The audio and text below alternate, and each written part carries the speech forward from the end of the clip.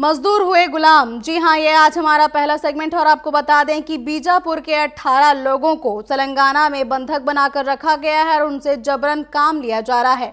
बताया जा रहा है कि सभी लोगों को जो है एजेंट अपने साथ लेकर गया था और सभी को तेलंगाना में बेच दिया गया है। बता दें कि एजेंट शीनू श्रीवास्तव ने धोखे से सभी लोगों को मजदूरी के बहाने तेलंगाना ले गया और उनसे जो है अब मारपीट की जा रही है, उनको घर आने नहीं दिया जा रहा है। बताया जा रहा है कि एजेंट सबसे पहले उनको करीमनगर, फिर महाराष्ट्र के नांदेड़ लेके गया, उसके बाद कर्नाटक के एक गांव जाममटी में ठेकेदार को उन सभी को 5 लाख रुपए में सौंप दिया।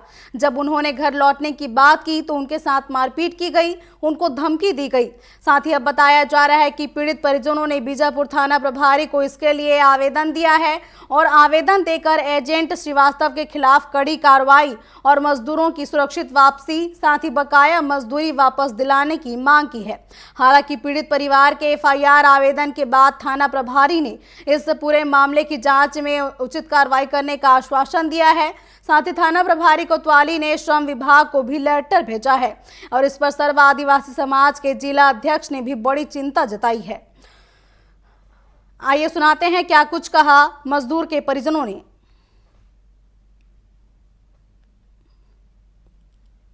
सीतापारा से 11 ग्रामीण एवं ग्राम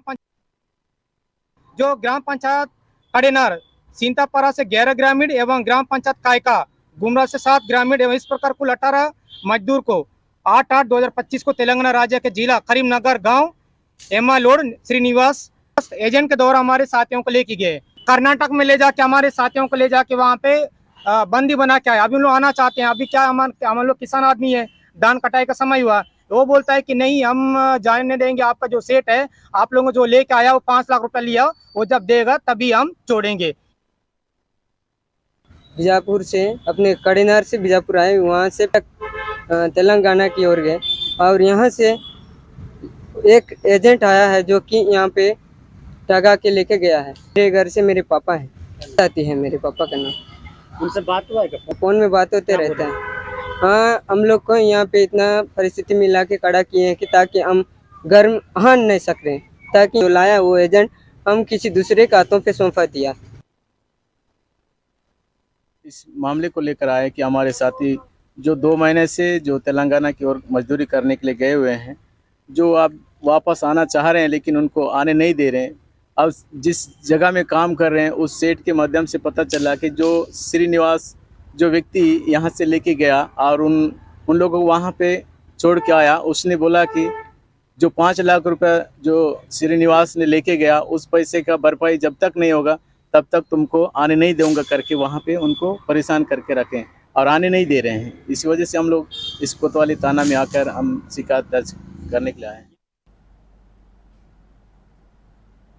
तो जैसा कि आपने सुना कि मजदूरों के परिजन बता रहे हैं कि कैसे जो है एजेंट शीनू श्रीवास्तव ने सभी को अपने झांसे में लिया और सभी को ये भरोसा दिलाया कि उनको अच्छी खासी रकम दी जाएगी और उनको उचित मजदूरी दी जाएगी, जिसके बाद वे सभी को अपने साथ तेलंगाना लेकर गया और वहां पर सभी को एक जो है सेठ के यहाँ बेच दिया और सभी के बदले में 5 लाख रुपए भी उनसे वसूल लिया। बताया जा रहा है कि इन सभी मजदूरों को उस सेठ के यहाँ बंधक बनाकर रखा गया है। जब उन्होंने घर वापसी की बात की तो उनके साथ मारपीट की गई, उनको डराया धमकाया गया और ये भी कहा कि जब तक उनके पूरे पैसे वसूल नहीं हो जाते तब तक वो किसी को भी घर वापस आने नहीं देंगे।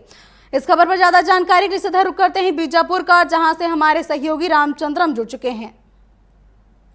जी रामचंद्रम, जैसा कि बताया जा रहा है कि सभी मजदूरों को बहला फुसला कर उनसे झूठ बोलकर उनको अब ले जाया गया है और उनको वापस आने नहीं दिया जा रहा है, तो आगे अब क्या कुछ पुलिस कार्रवाई कर रही है मजदूरों को वापस लाने के लिए?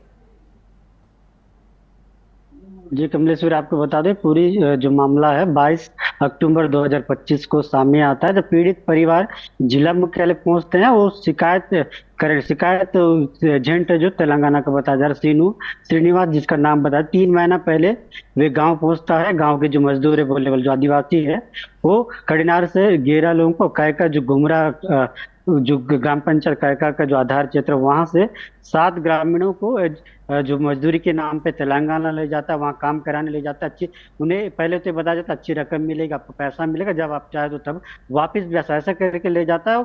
और 3 से 4 दिन तेलंगाना में काम करवाने की जानकारी कर उसके बाद वे महाराष्ट्र की नांदेड़ जो वहां पर करा था। उसके बाद कर्नाटक के किसी ठेकेदार को 5 लाख रुपए में सौदा कर उन्हें बेचने की एक गंभीर जो मामला वो निकल कर पीड़ित कह रहे थे।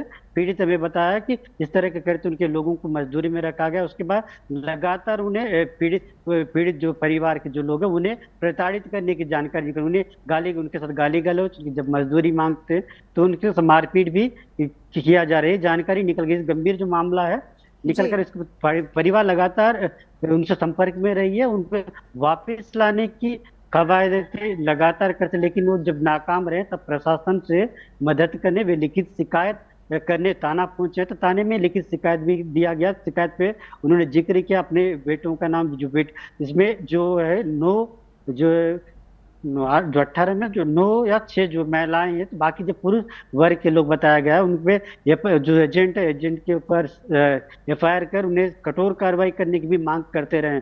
इसके बाद इसी बीच जो है जो समाज के आदिवासी समाज के लोग भी लगातार विरोध करते हैं, उन पर सख्त से सख्त कार्रवाई करने की सोशल मीडिया में भी लिखकर भी बड़ास निकालते हैं। उसी पर एक नया अपडेट भी है, आपको बता दूं। आज हमने जो जिले के जो कोतवाली थाने के जो TI है दुर्गेश, जिससे उनसे बात की, उनका साफ कहना था कि शिकायत जो ग्रामीणों की हमें मिली है उस पर कार्रवाई चालू हो चुकी है। हमने मजदूरों का मामला है, इसलिए श्रम विभाग जो बीजापुर का, उन्हें जो लेटर हमने फॉरवर्ड किया है। अब देखना होगा संबंधित विभाग है वो किस तरह कार्रवाई करेगी। लेकिन आपको एक भी बात बता दूं, श्रम विभाग है बीजापुर में लगातार निष्क्रियता उसकी दिखती है। कहीं ना कहीं जो नाबालिग मजदूर वो काम करते दिखते हैं, कई मामले आते हैं, लेकिन एक भी कार्रवाई ऐसा नहीं है कि जिला बीजापुर के श्रम विभाग हम तारीफ कर सकते हैं, क्योंकि यहाँ से जुड़े कर्मचारी लगातार भ्रष्टाचार में संलिप्त भी रहे हैं। अब इसमें एक इसलिए भी है क्योंकि 10 से 12 साल कोई कर्मचारी किसी जिले में रहता है तो आप समझ सकते हैं वो घर या जो अन्य लोगों से उनकी संपर्क इस तरफ बढ़ती है, काम भी नहीं करने से वे अपनी जो नौकरियों से मानते हैं। यही वजह है कि श्रम विभाग की निष्क्रियता है। कोई इस तरह के मजदूर जो तेलंगाना जा रहे हैं एजेंटों के माध्यम से, इन पर रोकने में नाकाम जरूर प्रशासन दिख रही है। अब देखना होगा कि ये पहली मामला नहीं है, क्योंकि तेलंगाना महाराष्ट्र जो की बात करते हैं, मिर्ची चुड़ाई के नाम पे मजदूर जाते हैं, मजदूरों को पहले बैला कर ले जाते हैं। कई बार हम देखते हैं कि जो एजेंटों के जो तेलंगाना करते हैं संपर्क में बीजापुर में कुछ लोग हैं, चंद पैसों के लिए दलाली करने के लिए सामने आते हैं, चंद पैसे के लिए अपने लोगों को गुमराह करते हैं, एजेंटों के हाथ में सौंपते हैं। और जब हमारे मजदूर तेलंगाना जाते हैं, महाराष्ट्र रोजगार के लिए जाते हैं, जब मजदूरी के लिए जाते हैं, तो वहाँ के जो एजेंट है, वहाँ के जो ठेकेदार है, वो काम करवाते हैं। लेकिन जब इनकी मेहनत कैसे जो पैसा वो देने के लिए जब आनाकानी करते हैं, हमारे लोगों के साथ फिर इस तरह के जो कृत्य करते दिखते हैं जी।